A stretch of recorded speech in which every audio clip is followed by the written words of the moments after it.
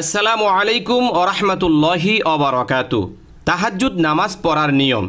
তাহাজ্জুদ নামাজ কত রাকাত, কোন সূরা দিয়ে পড়তে হয়, নিয়ত কিভাবে করবেন, কোন টাইমে তাহাজ্জুদের নামাজ পড়া উত্তম। তাহাজ্জুদের জন্য উঠার নিয়ত করেও আপনি তাহাজ্জুদ নামাজ পড়ার জন্য উঠতে পারেন নাই, তাহলে আপনি কি করবেন? তাহাজ্জুদ নামাজের পর কি কি ওজিফা, তাসবিহ, তাহলিল, জিকির, আজকার আপনি করবেন। তাহাজ্জুদ নামাজের সময় একটি গুরুত্বপূর্ণ দোয়া রয়েছে। এই দোয়াটি পাঠ করে আল্লাহর কাছে যা চাইবেন তাই পাবেন। তাহাজ্জুদ নামাজের বিস্ময়কর 10টি গুরুত্বপূর্ণ ফজিলত। এ নামাজ একদিন পড়লে কি সবসময় পড়তে হয়? তাহাজ্জুদ নামাজ সুন্নত নাকি নফল? তাহাজ্জুদ নামাজের কাজা পড়া যাবে কিনা? যদি পড়া যায় কিভাবে পড়বেন? তাহাজ্জুদ নামাজের কেরাত জোরে পড়বেন নাকি আস্তে পড়বেন? লম্বা নাকি ছোট পড়বেন? তাহাজ্জুদের সময় শয়তান কয়টি গিরা দেয়? তাহাজ্জুদের সময় স্বামীকে স্ত্রী ও স্ত্রীকে স্বামী জাগিয়ে দেওয়ার নিয়ম কি? সুন্দরী রূপসী স্ত্রী পাশে থাকার পরেও যারা তাহাজ্জুদ নামাজ পড়ে এদের জন্য আল্লাহ কি পুরস্কার রেখেছেন? যে ঘরে তাহাজ্জুদ হয় না ওই ঘরকে নবীজি কি বলেছেন? দর্শক, শেষ রাত্রে মানে তাহাজ্জুদের সময় মহান আল্লাহ তাআলার একটি গুরুত্বপূর্ণ নাম যদি জপতে পারেন তাহলে আপনি যা চাইবেন তাই পাবেন ইনশাআল্লাহ। স্বামী এবং স্ত্রী জামাতের সঙ্গে তাহাজ্জুদ নামাজ পড়ার নিয়ম কি? তাহাজ্জুদ ঘরে নাকি মসজিদে পড়া উত্তম? নবীজি সাল্লাল্লাহু আলাইহি সাল্লাম তাহাজ্জুদ নামাজ কয় রাকাত পড়তেন? অন্য নবীরাও কি তাহাজ্জুদের নামাজ পড়তেন? দর্শক, সর্বশেষ আমরা জেনে নিব কিভাবে 2 রাকাত তাহাজ্জুদ নামাজ আদায় করতে হয়। এই 2 রাকাতের নিয়মই আপনি 12 রাকাত পর্যন্ত তাহাজ্জুদের নামাজ আদায় করতে পারবেন। দর্শক, তাহলে চলুন ভিডিওটি আমরা শুরু করি। প্রথমেই আমরা জেনে নিব যে তাহাজ্জুদ নামাজ কত রাকাত, কোন সূরা, নিয়ত কি, ওয়াক্ত কি। মুখে উচ্চারণ করে আরবিতে কিংবা বাংলায় নিয়ত করা জরুরি নয়, বরং যে কোনো ভাষায় মনে মনে নিয়ত করাই যথেষ্ট হবে। তবে আপনারা যদি মুখে মুখে নিয়ত করতে চান এভাবে নিয়ত করবেন: আমি তাহাজ্জুদের 2 রাকাত সুন্নত নামাজ আদায় করিতেছি, আল্লাহু আকবার। অথবা আমি তাহাজ্জুদের 2 রাকাত নফল নামাজ আদায় করিতেছি, আল্লাহু আকবার। কারণ তাহাজ্জুদের নামাজ নফলের নিয়ত করা যায়, আবার সুন্নতের নিয়ত করা যায়। যেহেতু এই নামাজটি অনেক গুরুত্বপূর্ণ, সাহাবা একরাম আজমাইন তাহাজ্জুদ পড়েছেন, নবীজি নিজেও তাহাজ্জুদকে অনেক গুরুত্ব দিয়েছেন। এই জন্য ওলামায়ে কেরাম এই নামাজটিকে সুন্নতের মর্যাদা দিয়েছেন। তাহাজ্জুদ নামাজের জন্য নির্দিষ্ট কোনো সূরা বা নির্দিষ্ট কোনো দোয়া নেই। যে কোনো সূরা দ্বারা আদায় করলে তা সহিহ হয়ে যাবে। তবে রাসূলুল্লাহ সাল্লাল্লাহু আলাইহি ওয়াসাল্লাম তাহাজ্জুদের সালাতে যেহেতু লম্বা লম্বা কেরাত পাঠ করতেন, এজন্য লম্বা কেরাত পাঠ করাই উত্তম। তাহাজ্জুদের নামাজ 2 রাকাত থেকে 12 রাকাত বা তার চেয়ে অধিকও পড়া যায়। তবে রাসূলুল্লাহ সাল্লাল্লাহু আলাইহি ওয়াসাল্লাম অধিকাংশ সময় 8 রাকাত নামাজ আদায় করতেন। সহিহ বুখারীর হাদিস। এশার নামাজ আদায় করার পর থেকে তাহাজ্জুদের ওয়াক্ত শুরু হয় এবং সুবে সাদিক পর্যন্ত তা বাকি থাকে। তবে শেষ রাত্রে তাহাজ্জুদের নামাজ পড়া উত্তম। কেউ কেউ বলেন যদি শেষ রাত্রে উঠতে না পারে তাহলে এশার নামাজের পর বিতির নামাজের আগে বা পরে তাহাজ্জুদের নিয়ত করে নফল নামাজ আদায় করলে এর দ্বারাও তাহাজ্জুদের সওয়াব লাভ করবে। তবে দর্শক, সবচাইতে উত্তম সময় হলো রাত 12টার পর থেকে শুরু করে শেষ রজনী পর্যন্ত। এখন আমরা জানব এই তাহাজ্জুদের নামাজ একদিন পড়লে কি সবসময় পড়তে হবে? না, একদিন তাহাজ্জুদ পড়লে সব সময় পড়তে হবে এটা ভুল। তবে নিয়মিত তাহাজ্জুদের নামাজ পাঠ করা অনেক ভালো ও মুত্তাকি বান্দাবান্দির পরিচয়। নিয়মিত তাহাজ্জুদের নামাজ পড়লে বিতির কখন পড়বেন? তাহাজ্জুদের পর। তবে তাহাজ্জুদে উঠতে না পারার ভয় হলে এশার সময় পড়ে নেবেন। এখন আমরা জানব তাহাজ্জুদের নামাজ সুন্নত নাকি নফল। এই নামাজ মূলত নফল, তবে অধিক গুরুত্বের কারণে সুন্নত বলা হয়। সুতরাং নফল ও সুন্নত উভয় নিয়ত করা যায়। এখন আমরা জানব তাহাজ্জুদ নামাজ পড়ার জন্য নিয়ত করেছেন কিন্তু উঠার নিয়ত করেও আপনি উঠতে পারেন নাই। আবু দারদা রাদিয়াল্লাহু তাআলা আনহু থেকে বর্ণিত, নবী করিম সাল্লাল্লাহু আলাইহি ওয়াসাল্লাম ইরশাদ করেন, যে ব্যক্তি তাহাজ্জুদের নিয়ত করে বিছানায় আসে কিন্তু ঘুম প্রবল হওয়ার কারণে সকাল হয়ে যায়, তবে তার নিয়ত অনুযায়ী তার আমলনামায় তাহাজ্জুদের সওয়াব লিখে দেওয়া হয়, আর ওই ঘুম তার জন্য আল্লাহ তাআলার পক্ষ থেকে সদকা স্বরূপ হয়ে যায়। এজন্য উত্তম হচ্ছে ঘুমের আগে তাহাজ্জুদের নামাজ পড়ার পাক্কা নিয়ত করে শয়ন করা। এরপরে ঘুম প্রবল হওয়ার কারণে যদি শেষ রাত্রে উঠা সম্ভব নাও হয়, তথাপি আল্লাহ তাআলা নিয়তের বরকতে তাহাজ্জুদের সওয়াব দান করবেন। তাহাজ্জুদ নামাজের সময় একটি গুরুত্বপূর্ণ দোয়া রয়েছে। দোয়াটি পড়ে আল্লাহর কাছে যা চাইবেন তাই পাবেন ইনশাআল্লাহ। বুখারী শরীফের এক রওয়ায়েতে তাহাজ্জুদের জন্য ঘুম থেকে ওঠার পর একটি দোয়াও বর্ণিত হয়েছে। সে দোয়াটি পাঠ করার পর দোয়া করলে দোয়া কবুল হওয়ার কথা বলা হয়েছে।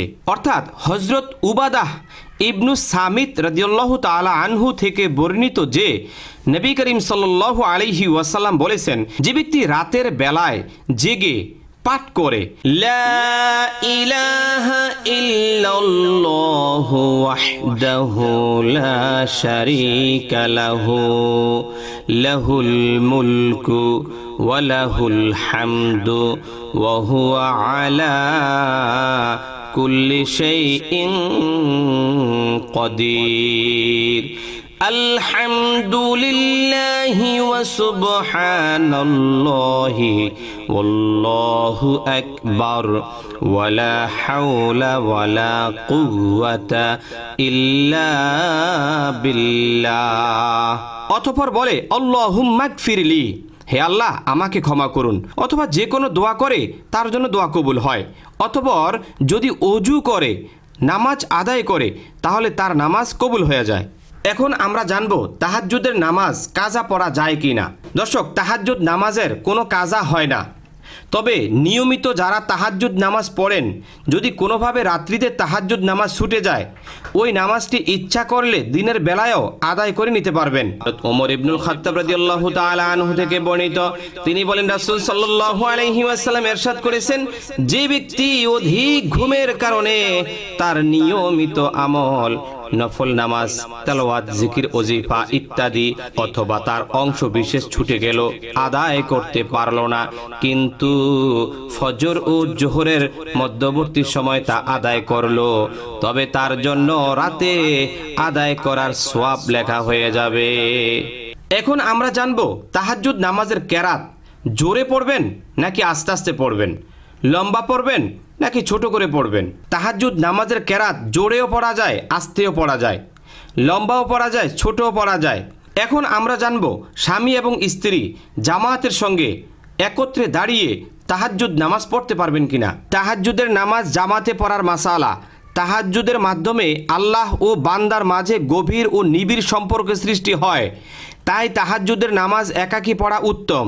এরপরেও যদি কেউ তাহাজ্জুদের নামাজ জামাতে পড়তে চায়, তবে সেক্ষেত্রে শর্ত হলো সালাতের জন্য কোনো এলান করবে না। 3 জনের অধিক লোক জামাতে একত্রিত হইতে পারবে না। উল্লেখ্য যে 3 জনের অধিক লোক একত্র হওয়া মাকরুহ।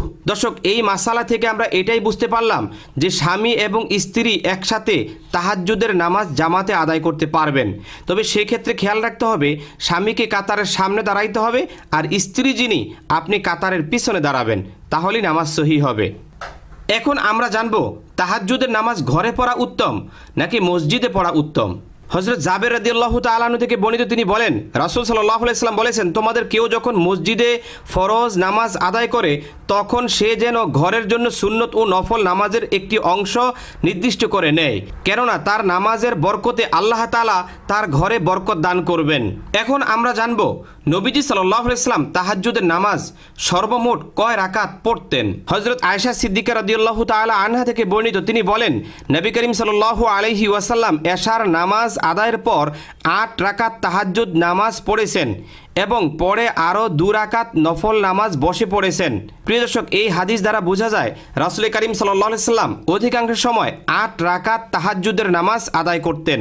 এখন আমরা জানব অন্য নবীরাও কি তাহাজ্জুদের নামাজ পড়তেন।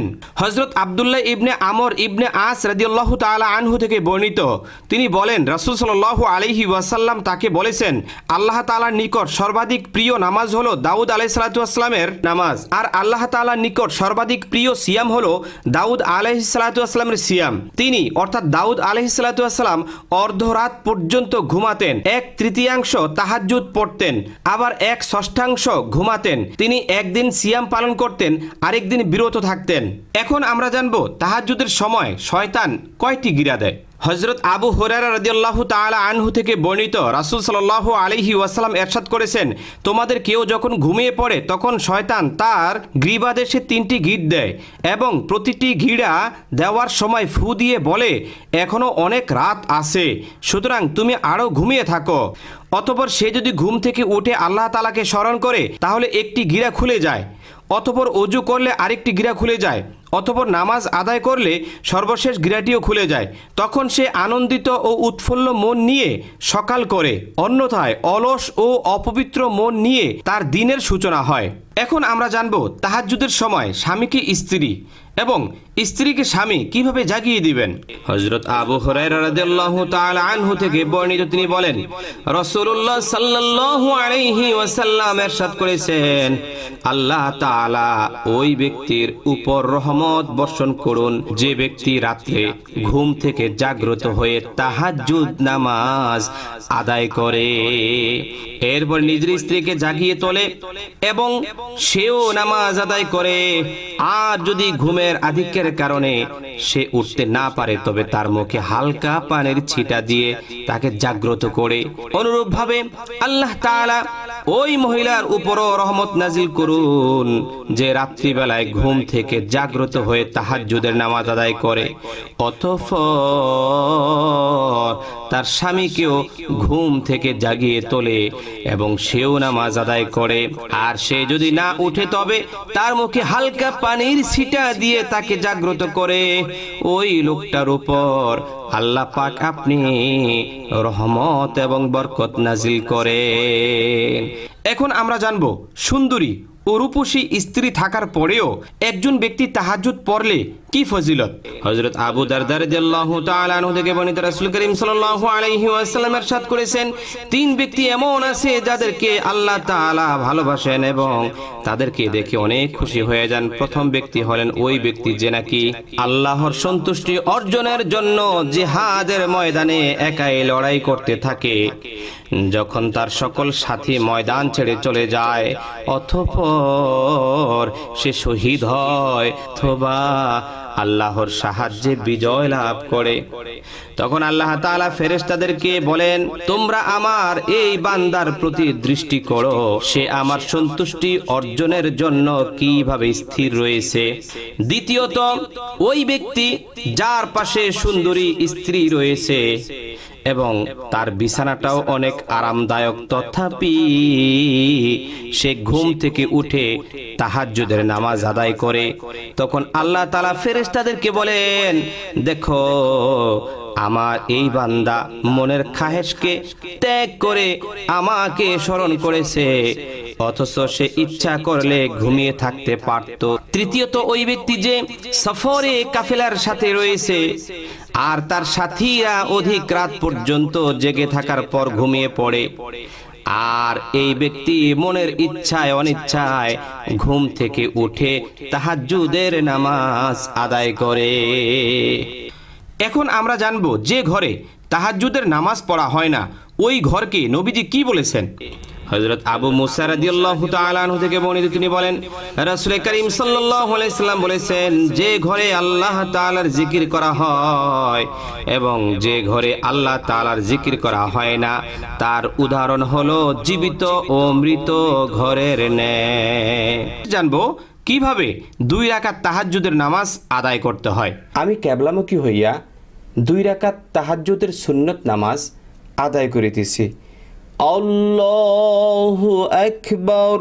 সুবহানাকাল্লাহুম্মা ওয়া বিহামদিকা ওয়া তাবারাকা ইসমুকা ওয়া তাআলা জাদ্দুকা ওয়া লা ইলাহা গায়রুক। আউযু বিল্লাহি মিনাশ শাইতানির রাজীম। বিসমিল্লাহির রহমানির রহিম। আলহামদুলিল্লাহি রাব্বিল আলামিন। আর রহমানির রহিম। মালিকি ইয়াউমিদ্দিন। ইয়্যাকা না'বুদু ওয়া ইয়্যাকা নাস্তাঈন। ইহদিনাস সিরাতাল মুস্তাকিম।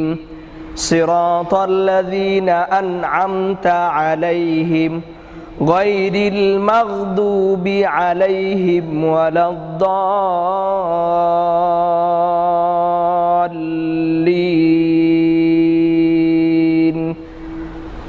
আমিন। বিসমিল্লাহির রহমানির রহিম।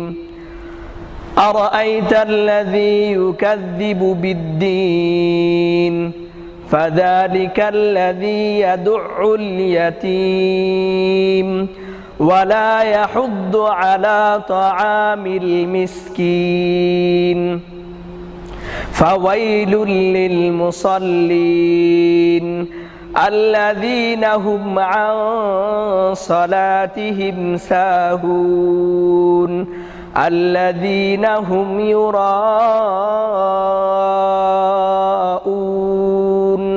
ويمنعون الماعون الله أكبر سبحان ربي العظيم سبحان ربي العظيم سبحان ربي العظيم سمع الله لمن حمده ربنا لك الحمد حمدا كثيرا طيبا مباركا فيه الله أكبر سبحان ربي الأعلى سبحان ربي الأعلى سبحان ربي الأعلى الله أكبر اللهم اغفر لي وارحمني واهدني وعافني وارزقني الله أكبر سبحان ربي الأعلى سبحان ربي الأعلى سبحان ربي الأعلى الله أكبر بسم الله الرحمن الرحيم الحمد لله رب العالمين الرحمن الرحيم مالك يوم الدين إياك نعبد وإياك نستعين اهدنا الصراط المستقيم صراط الذين أنعمت عليهم غير المغضوب عليهم ولا الضالين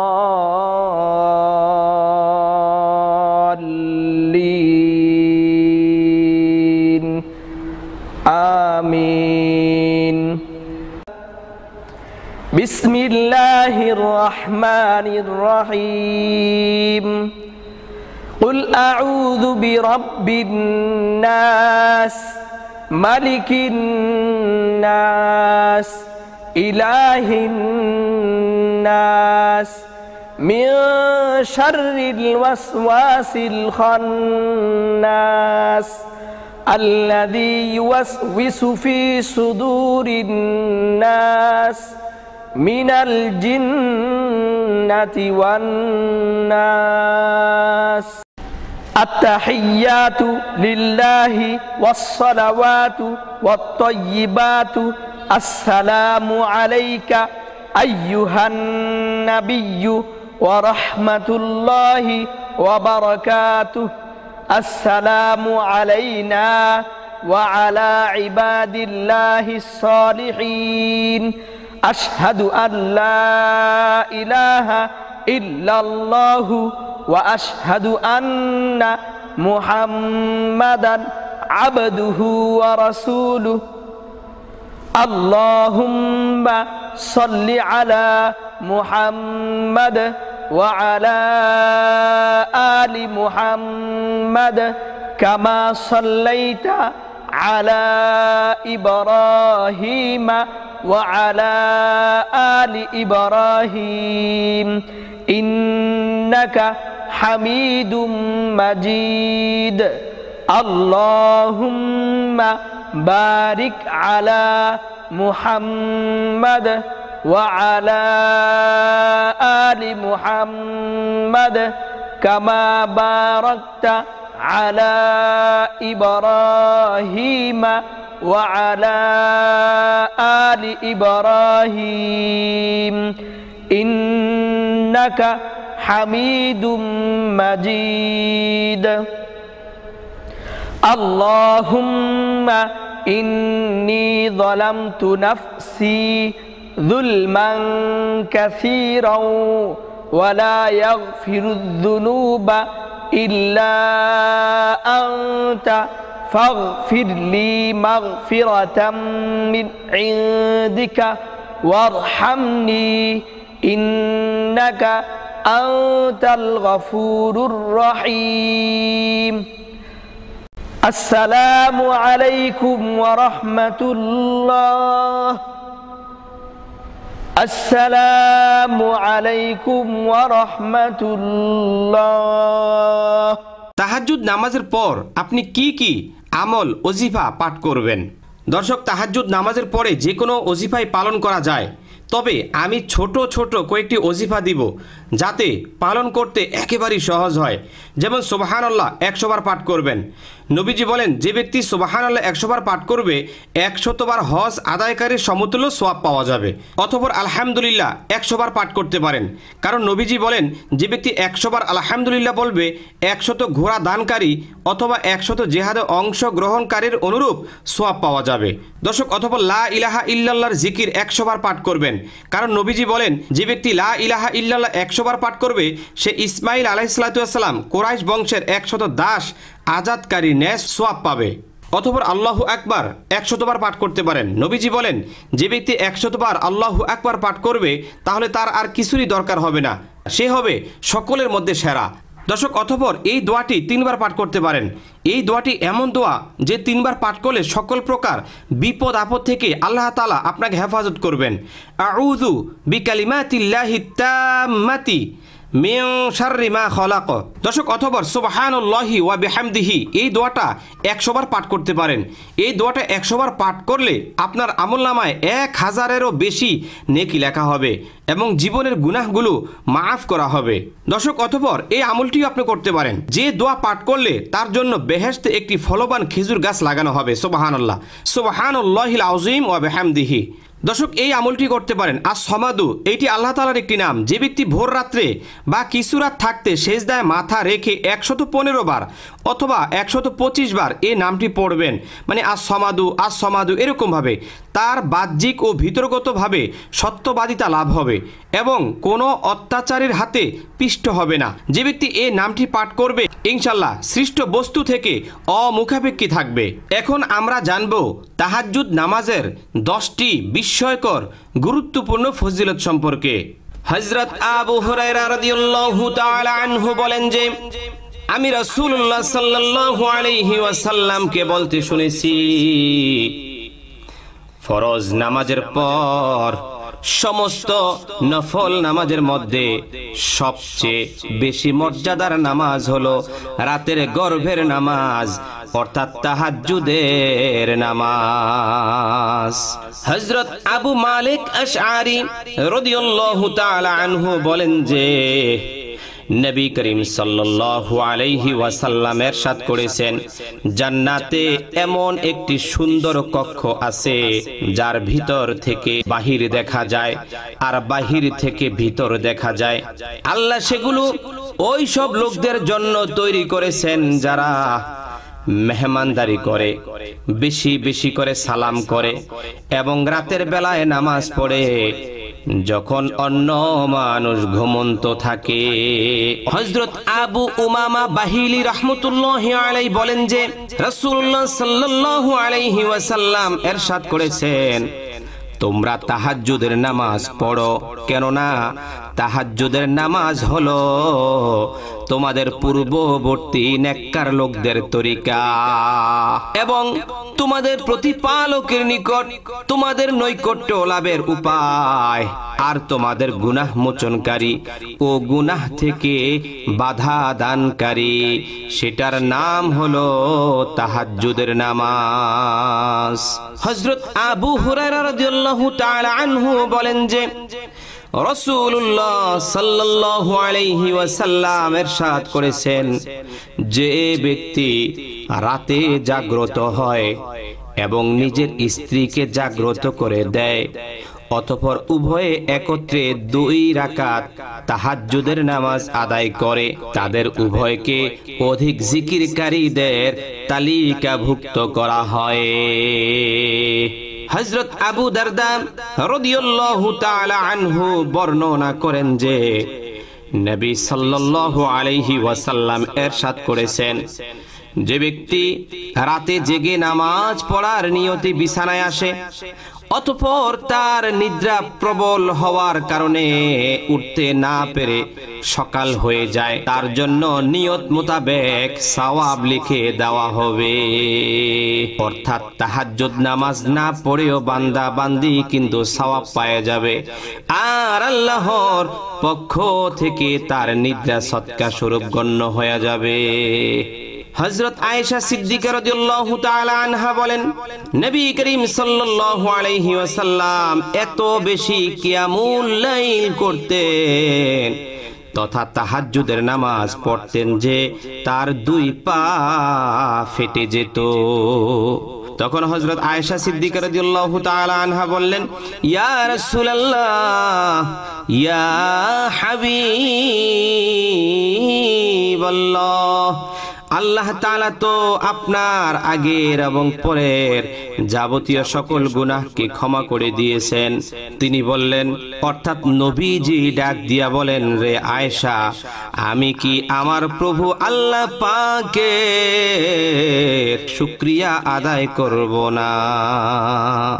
হযরত আবু হুরায়রা রাদিয়াল্লাহু তাআলা আনহু থেকে বর্ণিত, রাসূল সাল্লাল্লাহু আলাইহি ওয়াসাল্লাম ইরশাদ করেছেন, প্রত্যেক রাতের শেষ তৃতীয়াংশ বাকি থাকতে আমাদের রব মহান আল্লাহ তাআলা আমাদের নিকটতম আসমানে অবতরণ করে ঘোষণা করতে থাকেন, কে আছে আমার নিকট দোয়া করবে, আমি তার দোয়া কবুল করব, আমার নিকট কে প্রার্থনা করবে, আমি তাকে দান করব, আমার নিকট কে তার গুনাহ মাফ চাইবে, আমি আল্লাহ পাক সঙ্গে সঙ্গে গুনাহ মাফ করে দিব। হযরত বেলাল রাদিয়াল্লাহু তাআলা আনহু থেকে বর্ণিত, রাসূলুল্লাহ সাল্লাল্লাহু আলাইহি ওয়াসাল্লাম ইরশাদ করেছেন, তোমাদের জন্য তাহাজ্জুদের নামাজ পড়া আবশ্যক, কারণ এটা তোমাদের পূর্ববর্তী নেক লোকদের অভ্যাস।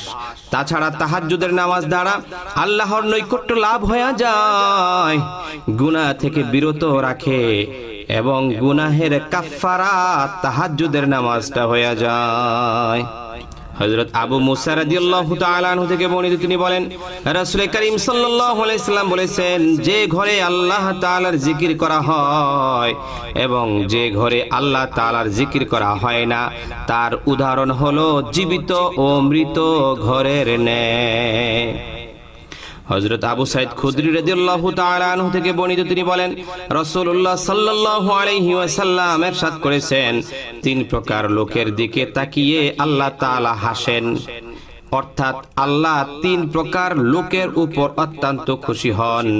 1 নাম্বার ওই ব্যক্তি যে রাতে তাহাজ্জুদের নামাজ দাঁড়ায়া দাঁড়ায়া আদায় করে। 2 নাম্বার ওই সমস্ত লোক যারা নামাজের জন্য কাতারকে সোজা করে।